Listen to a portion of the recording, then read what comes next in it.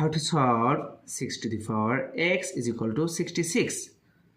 Now I describe what is the value of x. First of all, 6 to the power x is equal to 6 times 11. Then log 6 to the power x is equal to log of 6 times 11. Then x come to the base, x log 6 is equal to log 6 plus log 11.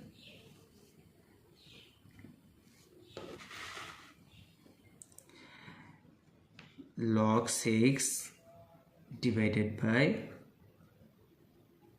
log 6 also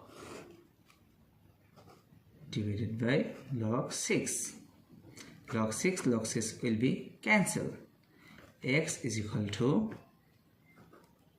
log 6 over log 6 plus log 11 over log 6. Log 6 will be cancelled. X is equal to 1 plus log 11 divided by log 6. X is equal to 1 plus log 11 base of 6. So this is the value of x.